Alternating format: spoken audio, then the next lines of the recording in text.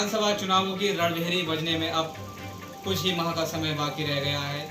नेताओं द्वारा अब अपनी अपनी विधानसभाओं पर तैयारी तेज की जा चुकी हैं।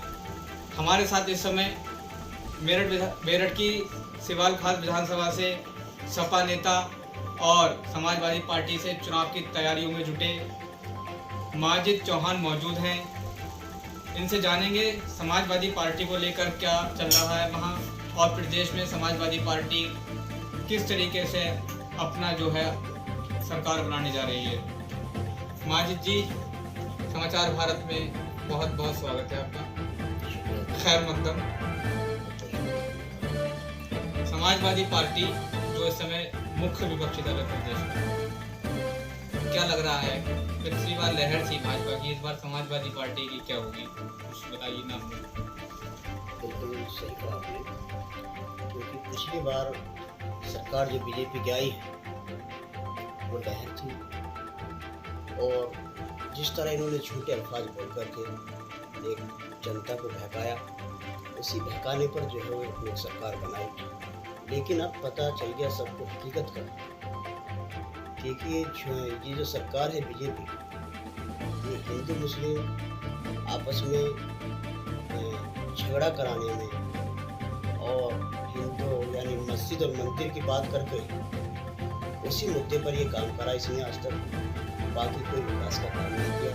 और सभी लोग समझ गए हैं, समझदार हैं, तो अब कोई समझाने में या समझने के ढकाने में कोई नहीं आएगा। वो सब के साथ है, पूरा उत्तर प्रदेश की जनता के साथ है, और उनको मुख्यमंत्री बनाएंगे 2022 में। एक नेता हैं, आपकी टोपी लगी हुई, दाढ़ी है और नमाज भी अभी आपने पढ़ी थी। एक और नेता हैं, वो नमाज पढ़ते हैं जहाँ टाइम मिल जाता है, उनका नाम है असदुद्दीन ओवैसी। टोपी भी लगाते हैं, दाढ़ी भी।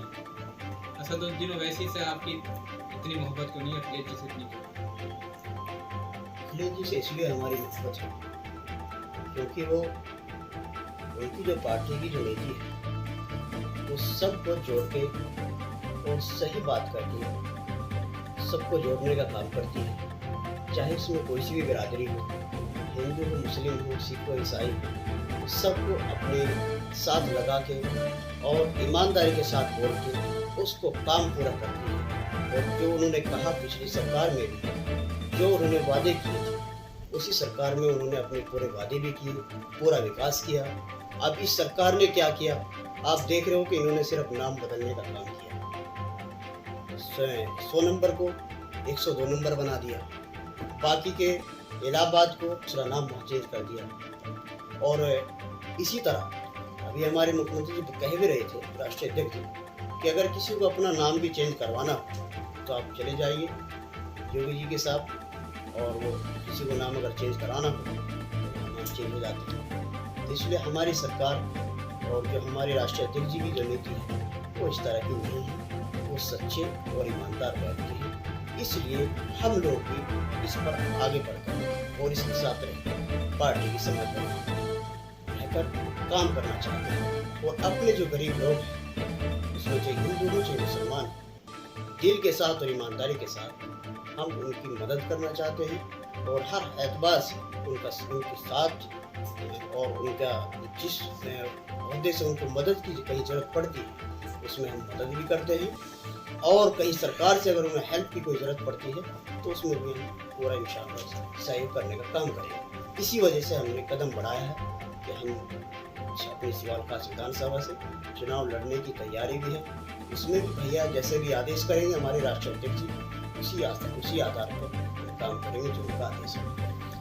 आपको बता दें कि माजिद चौहान इस समय मेरठ की सिवाल विधानसभा से अपनी तैयारी कर रहे हैं, और ये आज सपा के राष्ट्रीय अध्यक्ष अखिलेश यादव से मिले लखनऊ आए हुए हैं। माजिद जी, आप जो है, आपका जो वेशभूषा है वो काफ़ी दीनदारी वाली दिखाई दे रही है।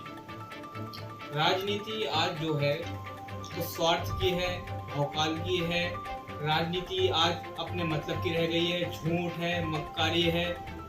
आप एक नेक और दीनदार व्यक्ति लग रहे हैं चोले से, तो राजनीति में आने का मकसद क्या है?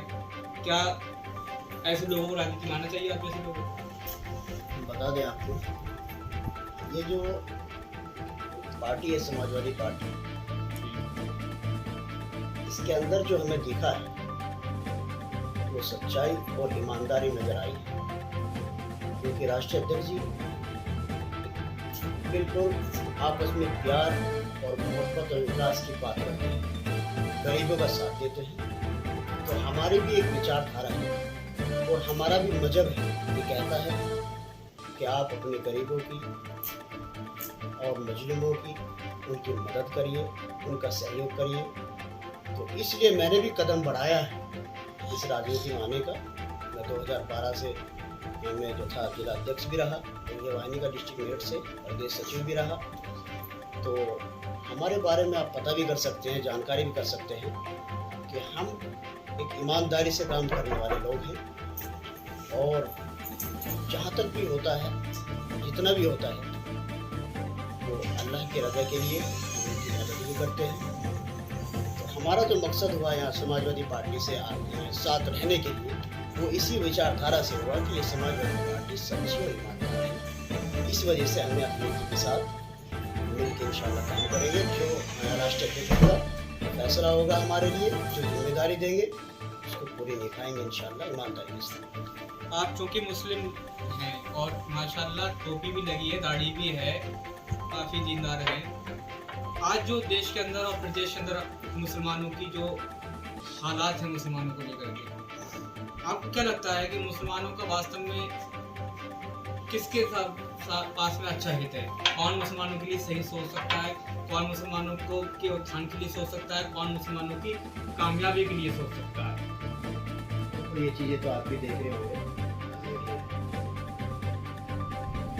कि अगर किसी की अच्छी सोच है तो माननीय राष्ट्रीय अध्यक्ष,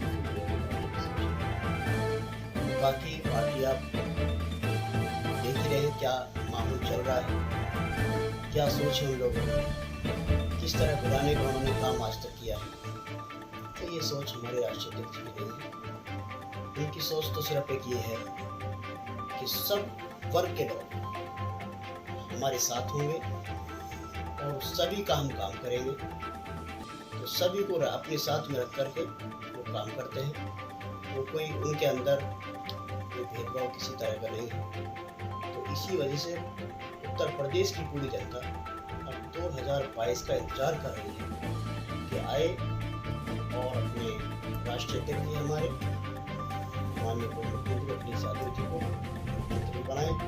तो इंशाअल्लाह मुझे उम्मीद है पूरी अल्लाह की जात से कि अगली बार जो सरकार बनेगी वो समाजवादी पार्टी की बनेगी 2022 में, और हमारे जो मुख्यमंत्री बनेंगे वो अखिलेश यादव। मेरा नाम हाजी मुस्तकीम, जिला मेरठ, सिवाल खास। ये मेरा बेटा है हाजी माजिद चौहान।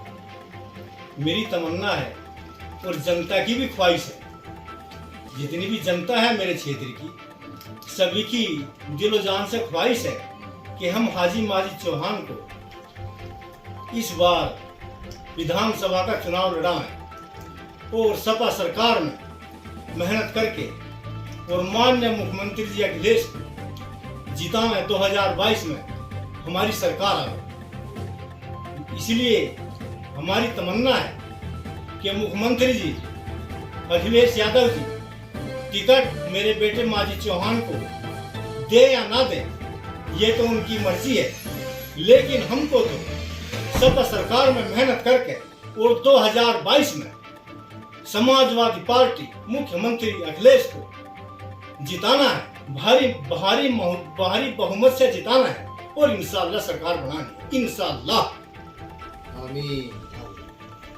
तो ये थे हमारे साथ सुरेश ठाकुर योद्धा भगवाधारी और हमारे माजिद चौहान टोपी वाले। इन दोनों को कॉम्बिनेशन साफ दिखाई दे रहा है कि इस बार ये भारतीय जनता पार्टी को सामाजिक समरसता और सांप्रदायिक सौहार्द के माध्यम से जो है शिकस्त देना चाहते हैं, और इनका दावा है कि इस बार भगवा और टोपी ही मिलकर के भारतीय जनता पार्टी का तंबू उखाड़ेंगे।